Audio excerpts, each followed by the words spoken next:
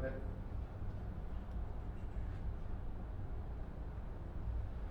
Ladies and gentlemen, Mitch Marner.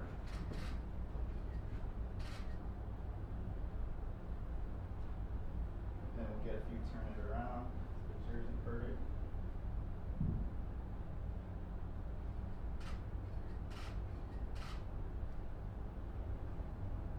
Then Mitch, you want to throw it on real quick for one more?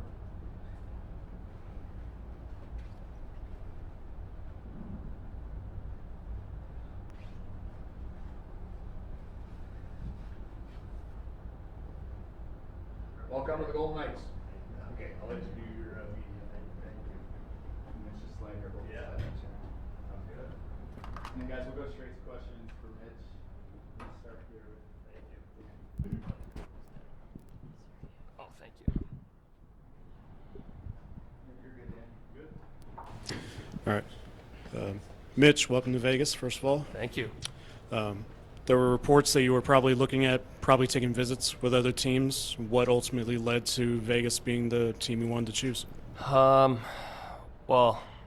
I mean, obviously the winning regimen they've put up through the last 5 years, of really since they've been in the league. Got such a competitive team every year, got such good players here. The living arrangements, from talking to Pacioretty and Revo just through the last couple weeks, it seemed like everything was a pretty good fit for my wife and I and our new son. And the winning aspect of this team really helped in everything as well. And, the great players they have here. So lucky enough it all worked out. And, this is where we wanted to be. Mitch, how you doing? Willie Ramirez with the Associated Press. Kelly had just said that there's always pressure, there's always an expectation. Ever since his teams come into the league, right? Mm-hmm. There's been a winning culture, as you've seen. You come from a city and an organization where there's been pressure for decades. Mm-hmm. What's attractive most to the challenge of going from there to here and running right into this challenge with this roster, this locker room, this culture? That's a good question. I mean, you want to be in a place where you want to win. That's the whole goal of why we do this. You want to hoist that Stanley Cup. This team has shown that they can do it. I'm lucky enough to now hopefully bring another piece in to help bring it back here. I think we put the most pressure on ourselves as hockey players. That's how we play the game. We want to win every single night. You want to win every battle. You want to win anything you can all the time. Like I said before, this team has, since it's entered the league, really pushed to, push the boundaries and be that winning team. And that's where I want to be. I want to be in a winning situation. I've been lucky enough that I've been on some very good teams that just, haven't. Sorry, everyone. That's my father, eh? New. Welcome to Vegas, eh? Yeah. I've been very lucky to be with some very good teams and very good players. And, unfortunately enough, we just we weren't able to get over the hump, and that sucks a lot, to be honest. But you got to look past things. We got a new great opportunity here with an unbelievable team, like I've spoken about the last couple minutes, and we're very fortunate and lucky enough to be here. Mitch, welcome to Vegas. Your you. thoughts on Vegas as a city, experiences that you've had being here in Vegas and playing against the Knights in T-Mobile Arena. Yeah. What is it like for you? Playing in this arena-wise, it's all time. It really is. It's crazy. Just the vibe you get as soon as you walk into the arena, to warm-ups, to the starting of the game. We as athletes never really get to see the start of a hockey game, of like how they kind of get the fans into it and how they bring the fans off the seat onto their feet, get going. That was my parents, lucky enough, got to see it the last couple of years we've come here. It's a pretty good destination spot for to come watch a hockey game, and just seeing the videos from their phones, seeing the love that the fans give when you come out on that ice, it's pretty special. So, the city itself, obviously everyone just thinks of it as the Strip, and there's so much more to it. Like I said, I got lucky enough to talk to Revo and Pacioretty quite a bit, just about everything off the Strip, living-wise, the schooling-wise, just how tight-knit the communities are, the privacy-wise in that aspect too. So, yeah, a lot of things just checked our box. My wife and I like to go out and enjoy ourselves and have nice dinners and stuff like that. And we can still do that going down to the Strip, or you can do that in the Summerlin area. And that's something that really dragged our attention. Hi, Mitch. Steve Karp with the Sporting Tribune. You got a chance to play for Bruce Cassidy at Four Nations. Mm-hmm. Could you talk about what that relationship was like and Yeah. what it will be like in your mind going forward, playing for him full time as a Yeah. head coach? Yeah. Well, before that, obviously, I played against him a lot, being Toronto-Boston rivalry thing. Played a couple playoff series against him, and he's always been a high-end coach. Getting to know him very personally-wise at the Four Nations was awesome. Just his help with the power play throughout that tournament was amazing. With his power play that was going on here the whole year, of how deadly they were really all year. First in the NHL, which is very impressive. And he's just a very down-to-earth guy. Talks very calmly. Listens to your points, listens to what you got to say too. And that's the conversations you want to have with your coach. You want to be able to express yourself and let him express himself, and find where you can help each other out in great areas. So looking forward to playing under him, and it's been great success before. Jesse, Ken, Vince. Hi, Mitch. Jesse Granger at The Athletic. You don't hit free agency often as a hockey player. What were the conversations like between you and your agent and to turn down that opportunity to sign this deal ultimately? It was a wild one. It was unexpected in a way. We didn't know what was really going to happen.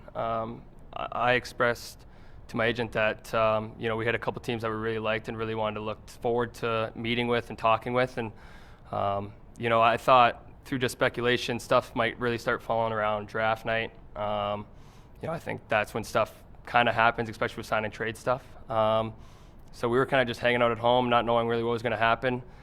With a bit of speculation, maybe something might happen eventually. And then, I don't know. My agent called. We kind of got the word on Friday night that something might be going down with Vegas and Toronto, and how that feels to my wife and I. And like I said, this was a spot that was very high on my list, and we wanted to come here, and kind of went back to my agent and said, I'm open to doing this if we can find a way to do it. And a couple hours later, Kelly called me and said that we got a deal going on. So was very happy, very very fortunate. And I don't know, we thought about going to free agency, but this is the place we want to be. We didn't want to lose that opportunity, and we want to join this hockey team. Kelly had said that they've kind of been interested in you for a while, that there was potentially something around the trade deadline, 3-team deal. I don't know exactly what it was, but when was the first time it actually got on your radar that it was possible that you were going to come here, and when was the first time you actually had real discussions with anyone, family, anyone around you that's like, should we go to Vegas? Well, I guess that really kind of hit trade deadline day. I think it was the day. I think that the day prior we got offered a trade to go somewhere else. My wife was 7 or 8 months pregnant at the time, and we weren't really going to go somewhere that was maybe just going to be a short stint. If we were going somewhere, we were going to sign for an extension, raise our child there and grow up there. And then we kind of heard that Vegas might be interested in doing a 3-way deal. From what it sounded like, not much really kind of happened going forward process-wise with trying to work the 3 teams. But that was kind of when we started really talking, saying, well, it sounds like Vegas got interest in us. We have interest in them. That's kind of when we started sitting there in a while, trying to think of it in a way, but not overthink it, I guess. At that time, I was still very committed to playing Toronto hockey.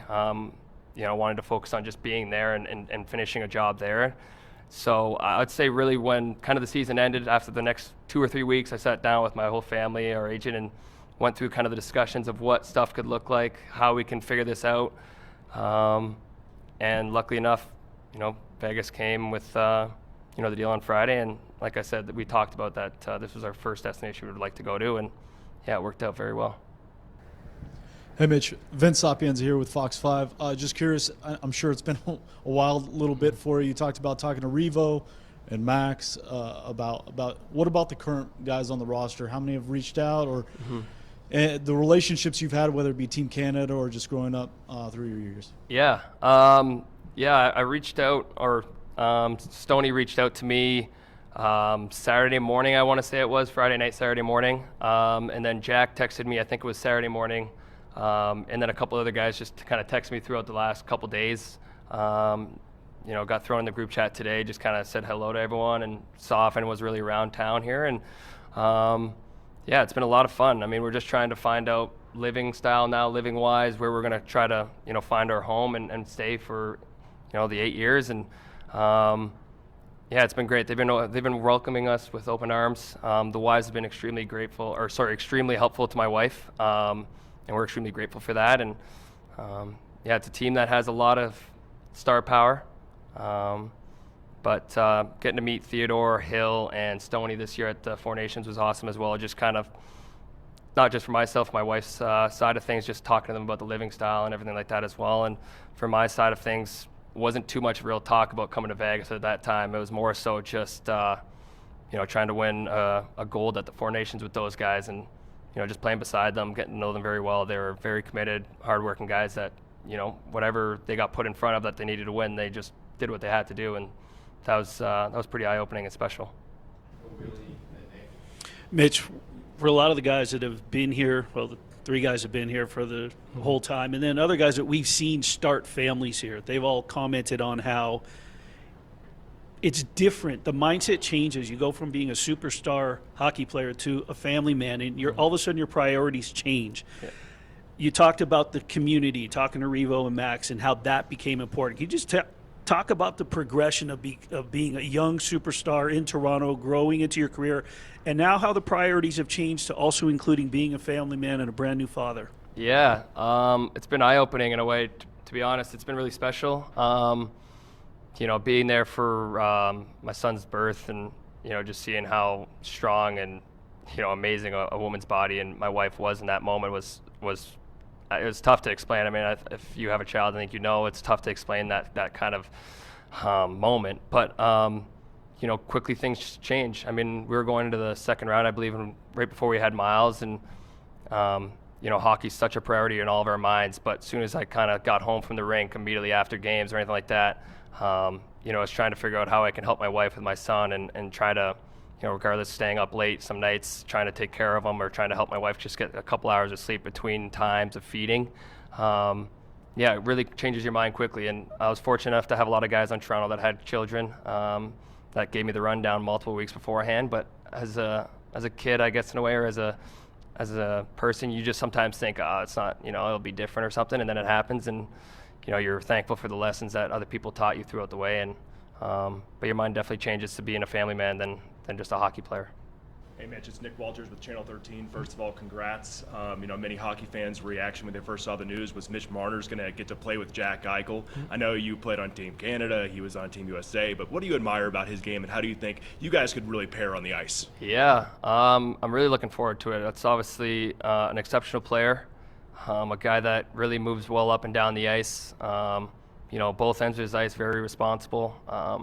At the same time, he's got a deadly shot with his vision and playmaking style as well. So, I'm very excited to start working with him and try to, figure out the chemistry quickly and get that rolling. I've talked to a couple guys that have been his teammates that have said just unbelievable things about him as a human. So I'm very much looking forward to being in the locker room with him, starting to learn, just tendencies of where he likes to be on the ice, where I like to be on the ice, how we can, work it best, and try to figure out ways to, score some hockey goals and win some hockey games. Take a few more for Mitch. Next we'll go to Brian and Ian. How you doing? Congratulations, Brian Salmon, NBC Las Vegas. First would be when Vegas, it's been a long time now, not a new team, but when Vegas first came, you're from Toronto. Obviously, hockey's big in Toronto. What were your first thoughts on, goodness gracious, to have a team in Las Vegas? And for that point, Vegas winning a Stanley Cup. It's been a long time since a team in Canada's won one. Your thoughts on that, and could you ever imagine that you would actually be playing for this team in Las Vegas? I think my whole mindset the whole time I was in Toronto was it was really tough to leave Toronto, to be honest. I didn't ever think it maybe come to that day. When Vegas first came into the league, I think it was a shock. Like, everyone thought it's going to be a team that is going to be competitive, but a lot of teams are going to come in here and maybe do some stupid stuff the night before hockey games. I think that's what everyone's thought was, and some thoughts. So, and then kind of just realized quickly there that as soon as this team was made that they were guys that were willing to work and battle, and it didn't matter of the names on the team. They were just there to do their job, and they ended up winning a lot of hockey games. And then with Kelly and Bill and McPhee, sorry, thank you. I'm still new. Let me try to get. I'm still trying to get. I'm trying to get all everyone's names down, but they started just really making a winning atmosphere here, and really pushing. Just keep making this team better every single year. And last year in Toronto or 2 years ago, really kind of stuff. We didn't win, obviously. We didn't do what we wanted to do. Stuff started kind of going. A little north, a little south. We didn't know what was going to happen. A lot of trade rumors all last summer. Didn't know what was going to happen in that regard either. And, as soon as the year started up, we were ready to commit and play hockey and, see what would happen. But, at the same time, we're willing to take it to the distance and, kind of told Toronto that that was our plan. And, I was so grateful to play there for 9 years. I said it at my end of the year interview there that I took a risky pick on a small kid from Toronto that, was forever grateful to be able to wear a Maple Leaf jersey and forever to be able to play in front of, some of the greats that ever wore that jersey. But just now as being a family man, a father, we thought our time was, ready to look somewhere else and find a new home and find a new place to grow our family. And like I said, I'm so grateful to be here and so happy to be a part of this team.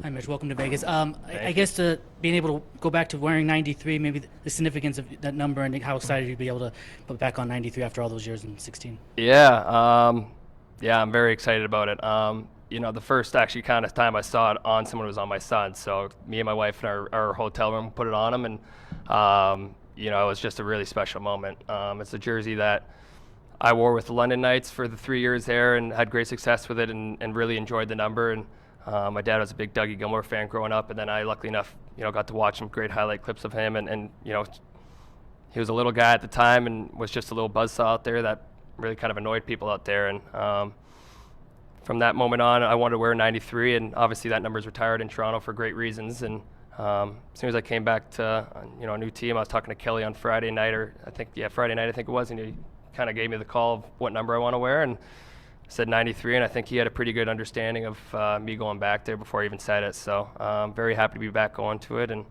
hopefully it brings great success.